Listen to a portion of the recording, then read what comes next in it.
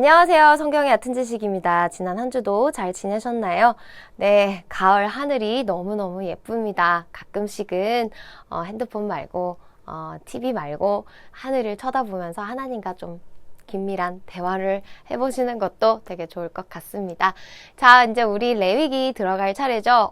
레위기 참 어려워요. 네, 생각만 해도 줄줄줄줄 나오는 그 제사의 방식이나 뭐 이거는 하지 말아라, 저거는 지켜라, 그리고 부정한 것, 정한 것, 뭐 그런 그 어떤 사건으로 이야기를 하기보단 이제 어떤 방식이나 형식이나 그 법률서기 때문에 사실은 굉장히 지루할 수 있는 그런 책입니다. 근데 우리가 자세히 들여다보면요, 이 안에 예수 그리스도의 구속에 관한 일들이 정말 이렇게 연관이 되어 있기 때문에 이 율법서를 공부하는 것은 예수 그리스도를 아는 데 있어서 굉장히 중요한 부분 중에 하나입니다. 그래서 이거를 뭐 제사장들이 아는 것처럼 여러분들이 세세히 모든 걸 다 기억해서 알 수는 없겠지만요. 그걸 대충이라도 어떤 방식으로 하나님 앞에 드려지는지를 이제 조금 이렇게 기억을 하시다 보면 예수님이 우리를 위해서 죽으신 그 의미가 바로 이런 의미구나 라는 거를 이제 알 수가 있어요. 자, 레위기에서 이제 제일 먼저 나오는 것이 이제 제사의 종류가 나옵니다. 그 종류가 5가지예요. 자, 번제, 소제, 화목제, 그리고 속죄제, 속건제. 자, 이 번제는 동물을 죽여서 드리는 화제로 이렇게 드리는 그런 그 종류의 제사입니다. 그리고 소제는 이제 곡식을 이제 가루로 빻거나 아니면은 뭐 이렇게 기름에 이렇게 반죽을 해서 뭐 하나님 앞에 드리는 그런 제사고요. 그리고 이제 이 화목제는 목적이 나옵니다. 자, 하나님과 인간이 화목해지려고 하는, 그래서 감사를 드리려고 한다거나 아니면 서원을 드리려고 한다거나 하는 이제 그런 종류의 제사가 이제 화목제에 해당하고요.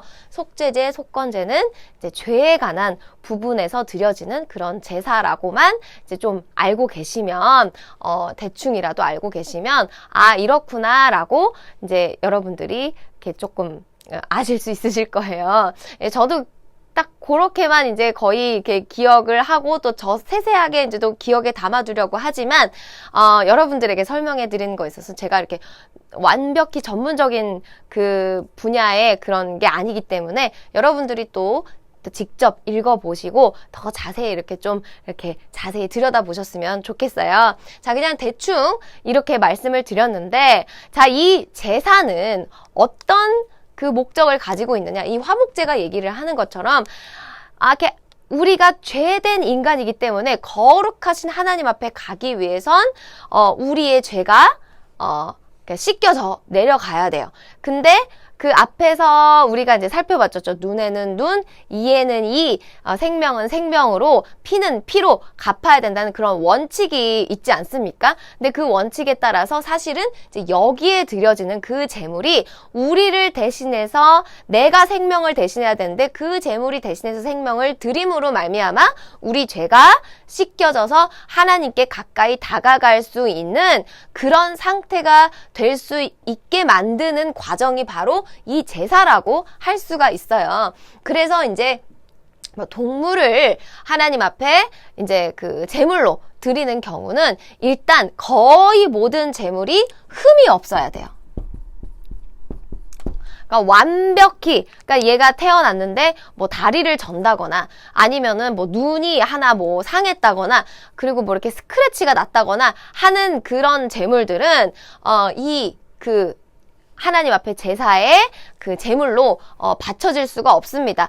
거의 모든 상황에 이 흠이 없어야 되는 조건이 내걸어지고요. 그리고 이제 또 중요한 것은 이 흠이 없는 제물, 그러니까는 소나 염소나 이제 뭐 양이나 이런 이제 정한 그런 동물들, 이렇게 그런 동물들을 데리고 왔을 때 이제 그 제물을 드릴 때 제사장이 하나님 앞에 번제를 드리기 전에 무조건 죄를 지은 사람, 그 제물을 드리고자 하는 사람이 이 흠이 없는 동물을 데리고 와서 직접 잡아야 합니다. 직접 잡고 각을 뜨고 거기에 이제 기름을 떼어내서 제사장 앞에 드렸을 때 그 제사장이 그걸 가지고 피를 이렇게 제단 옆에다 쏟고 그리고 그 안에 있는 뭐 콩팥이나 무슨 이렇게 그 기름들을 다 하나님 앞에 태우고 또 어떤 거는 진영 밖으로 가서 내다 버리기도 하고 그 고기를 태우는 그런 이제 형식들이 거기에 이제 반복적으로 나오게 돼요. 근데 그렇다고 해서 이것이 다 똑같이 진행되는 것이 아니라 화목제마다 속죄제마다 속건제마다 또 번제마다 또 그 형식이 다른 것을 이제 우리가 확인할 수 있습니다. 그것을 자세히 여러분들에게 말씀을 드릴 수는 없고요. 그러니까 그거를 여러분들이 직접 한번 이렇게 좀 보시면 좋을 것 같습니다. 자, 그래서 흠이 없는 제물을 데리고 와서 이제 잡기 전에 안수를 해요. 자, 어떤 거는 안수를 하고 어떤 거는 안수를 하지 않지만 거의 대부분 안수를 합니다. 이 안수의 의미가 무엇이냐? 자, 흠이 없는 제물을 가지고 와야 된다고 했잖아요. 왜 흠이 없는 제물을 가지고 와야 하느냐? 자, 흠이 없는 그 제물의 완전함이 나한테 전가가 되고 내 안에 있는 그 죄가 이 제물한테 전가가 됨으로 인해서 이 제물이 나로 인해서 죽어서 대신에 내가 죽어야 하지만 나 대신에 죽어서 이 제물로 말미암아 내가 죄 씻음을 얻는다는 그런 의미를 가지고 있어요. 자, 이것이 어떤 걸 보여주나요? 자, 흠이 없는 영원한 제물이 누구이십니까? 예수 그리스도예요. 자, 계시록 5장에 보면요. 어린 양이 나옵니다. 죽임을 당한 것 같은 어린 양이 나오는데 그 어린 양이 바로 예수 그리스도입니다. 그 예수 그리스도가 우리를 대신해서 죽어주셨습니다. 그분은 흠이 없으시고 완벽하고 죄가 하나도 없으신 분이신데 그분이 우리의 죄를 받아서 짊어지시고 대신 십자가에서 죽어주신 거예요. 자, 이 안수의 의미는 무엇이냐? 우리가 예수님이 십자가를 지시고 짊어지셔서 죽으셨어도 우리가 그 죄를 예수님에게 전가시키지 않으면 우리는 죄사함을 받을 수가 없습니다. 그것을 믿음이라고 얘기를 하죠. 믿음이란 무엇이냐? 예수님이 나 대신해서 죽어주셨을 때 내가 죄사함을 받을 수 있다라는 그런 하나의 그 표식입니다. 내가 예수님이 날 대신해서 죽으셨네? 내가 그거를 믿어요 라고 얘기를 하는 순간 예수님이 나의 죄를 짊어지시고 십자가에서 이 양이 제물이 된 것처럼 십자가에서 우리를 위해서 대속해 주시는 그런 과정을 모형적으로 그림처럼 그리고 있는 장면이 바로 이런 장면입니다. 자, 이 제사뿐만 아니라 앞서서 우리가 이제 출애굽 사건에서도 봤잖아요. 마지막 10가지 재앙 중에 마지막 재앙이 뭐죠? 장자의 죽음입니다. 그때 생겼던 날이 바로 6월절이고 패스오버이고 그 패스오버가 왜 패스오버냐? 집 앞에 양의 피를 문설주에 바른 그 집은 죽음의 사자가 거기를 그 집을 넘어가지 않고 지나가서 그 죽음이 임하지 않는 그 사건이 바로 패스오버 그 6월절 날 일어납니다. 자, 그때 죽어준 그 어린 양이 바로 예수 그리스도를 말하는 거고요. 자, 그 십자가의 의미가 바로 우리에게 닥쳐올 죽음이 있었는데 그 죽음을 대신해서 죽어주신 어린 양이 바로 예수 그리스도라는 것을 보여주는 그림이 바로 6월절의 장면입니다. 자, 여기에서도 하나님이 출애굽해서 이 사람들을 홍해를 건너게 하시고 이제 광야에 들여보내시고 가나안 땅에 들어가게 하시지만 자, 그 제사의 방식을 통해서 여전히 우리에게 깨닫게 하시고 알게 하시는 거예요. 자, 너희 죄를 너희 스스로 씻을 수 없단다. 너희 죄를 스스로 씻으려면 너희가 죽는 수밖에 없는데 그 어린 양이 대신해서 죽어줄 거야. 근데 그 죽어주는 존재가 누구냐? 바로 예수님입니다.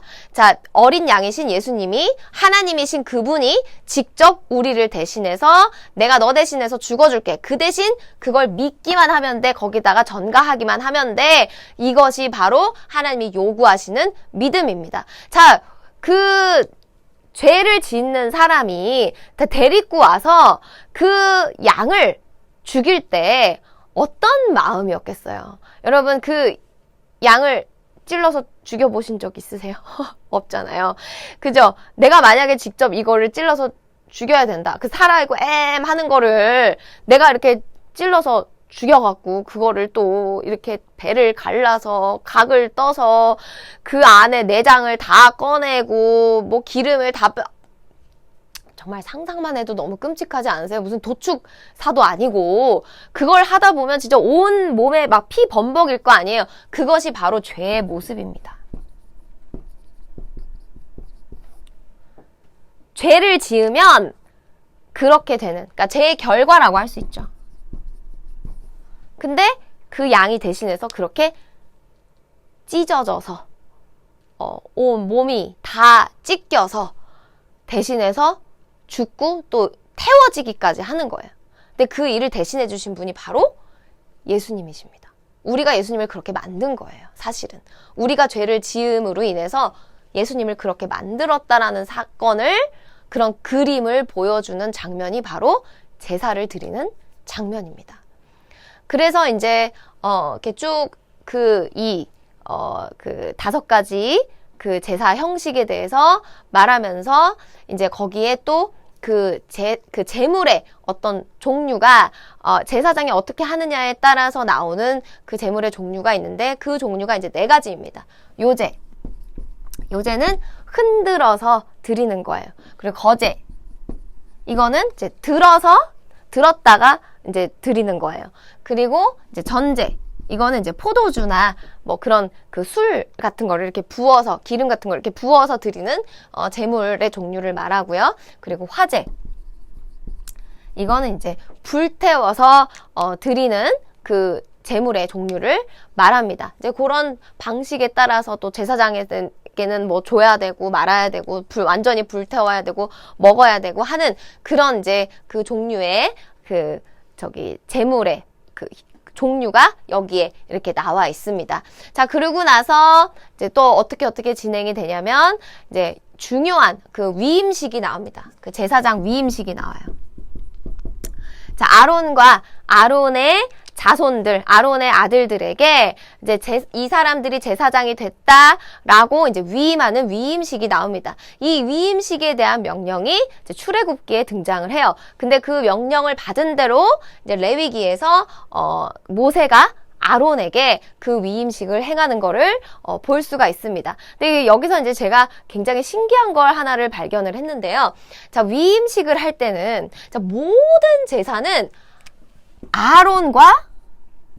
아론의 아들들이 행해야 됩니다. 그 제사장직을 받은 사람들이 바로 이 사람들인데, 이 사람들이 그 이스라엘 백성한테 제물을 받아서 그거를 이제 하나님 앞에 드리는 어떤 그 authority, 그러니까 권위를 받은 거예요. 근데 이 위임식만큼은 모세가 아론에게 해야 됩니다. 그러니까 제사장이다 라고 임명하는 임명식이기 때문에 아론이 스스로가 이걸 할 수가 없어요. 그래서 모세가 아론에게 해야 하는데, 자, 모세가 아론에게 이 임명을 할 때 기름을 붓습니다.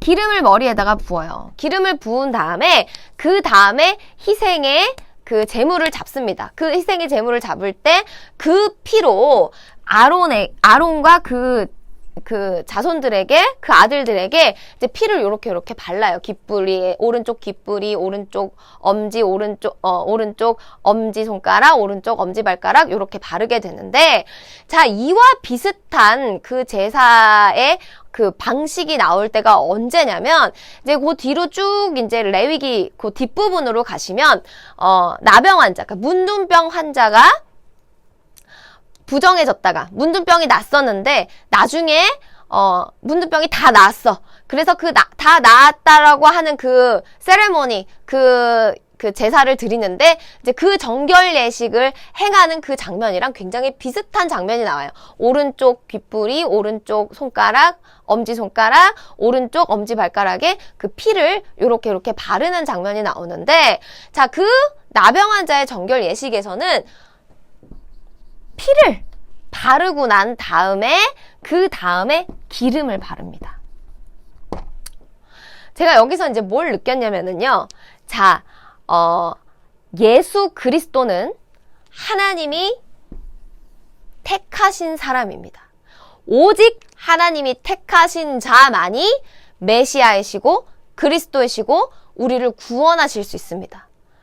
그것이 바로 이 율법서에서 말하는 바이고 아론과 아론의 아들들이 아니면 제사장이 될 수가 없어요. 마치 그것처럼 하나님이 기름 부으시고 택하신 사람만이 대제사장이고 그 제사장이 하는 의식만이 속죄함을 가져다 줄 수 있다라는 걸 보여줄 수 있는 장면이 바로 레위기의 장면입니다.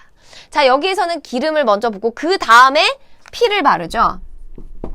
자, 기름을 부으심 받은 그 제사장이 아무것도 하지 않으면 우리는 속죄함을 받을 수 없어요. 근데 기름 부음을 받은 그 메시아 되신 그분이 죽어주시지 않으면 우리는 죄사함을 받을 수가 없습니다. 자, 나병 환자의 의미가 무엇이냐? 우리가 그 정도로 죄인이라는 것을 보여주는 장면이 바로 나병 환자들의 모습입니다. 나병 환자들에게만 국한된 모습인 것 같지만 우리는 모두 정말 부정한 사람으로서, 죄인으로서 본시 죄를 지어서 죽을 수밖에 없는 부정한 존재였지만 예수 그리스도의 그 희생으로 말미암아 우리가 택하심을 받은 왕 같은 제사장으로 거듭나고 있다라는 걸 보여주는 장면이 바로 저는 이 나병 환자가 정결 예식을 통해서 하나님 앞에 정함을 받고 너는 정한 사람이다라고 그런 선포를 받을 수 있는 그 장면이 바로 나는 이거라고 생각을 해요. 여기에서는 기름에서 피로 갑니다. 선택받음에서 희생의 제사를 드린 그 제물이 되신, 영원한 제물이 되신 그분으로 말미암아 그분이 메시아고 그리스도이신데 그 피가 우리가 그 피를 힘입어서 속죄함을 받은 후에 그 다음에 우리는 정말 영광스럽게도 기름 부음을 받은 제사장과 같이 하나님 앞에 제사장의 나라로서 선민으로서 하나님의 백성으로서 살아갈 수 있다라는 것을 보여주는 장면이 레위기 장면이 아닌가 하는 그런 생각이 들었어요. 그래서 굉장히 제가 이 부분에서 하나님은 이걸 우리에게 보여주기를 원하셨구나. 너희는 다 범죄한 자고 의인은 없나니 하나도 없다고 하지만 죄인 되었던 너희가 나로 말미암아 예수 그리스도의 그 죽으심으로 말미암아 진짜 정함을 받을 수 있고 우리가 의인으로서 거듭날 수 있다라는 그 그림을 보여주는 것이 정말 제가 많이 은혜를 받았습니다. 다만 우리가 구원을 받을 뿐만 아니라 하나님이 정말 택하시고 부르셔서 얘네들밖에 제사장이 되지 못해 라고 했던 그런 권한을 사실 우리가 예수 그리스도를 통해서 제사장이 될 수 있는 권한까지 이어받은 거예요. 그것이 얼마나 영광스러운 거예요. 사실은 이 아론과 아론의 아들들 외에는 제사장이 될 수 없었는데 지금은 우리가 예수 그리스도로 말미암아 우리가 죄사함도 받고 또 왕 같은 제사장이 될 수 있는 그런 권세를 얻을 수 있다라는 건 이건 정말 보통 놀라운 은혜가 아닙니다. 그리고 레위기를 이제 우리가 살펴보다 보면 진짜 이때는 감히 하나님의 이름을 함부로 부르지도 못하고 감히 하나님 앞에 다가가지도 못하는 그런 시대였지만 지금은 우리가 예수님의 이름만 있으면 어디든지 그 긍휼하심을 얻기 위해서 담대히 은혜 보좌 앞에 나아갈 수 있는 권한을 우리가 지금 누리고 있다라는 거를 여러분들이 꼭 아셨으면 좋겠습니다. 자, 이제 이 레위기 얘기는 오늘까지 여기까지 하고요. 여러분들 한 1장에서 10장까지 읽어보시면 이제 요 내용이 나올 겁니다. 그래서 그거를 한번 자세히 마음 잡고 각 잡고 한번 읽어보세요. 자, 마지막으로 기도하겠습니다. 하나님 아버지, 오늘 이렇게 레위기 제사에 대해서 배웠습니다. 하나님, 그 제사의 방식과 형식은 우리가 다 세세히 알 수는 없으나 하나님, 우리가 이 제사에서 알 수 있는 것은 예수 그리스도로 말미암아 우리가 죽어야 될 우리가 예수님이 대신해서 죽어주심으로 말미암아 우리가 구원을 얻었고 구원을 얻는 것뿐만 아니라 왕 같은 제사장으로 하나님이 택하셔서 부르시고 하나님의 백성으로 제사장으로 그렇게 쓰임받게 하시고 또 서 있게 하신 것을 배웠습니다. 하나님 그것을 잘 기억하게 하시고 하나님의 백성답게 생활할 수 있는 우리가 될 수 있도록 성령님 도와주시옵소서. 이 모든 말씀 주 예수 그리스도 이름으로 기도드렸습니다.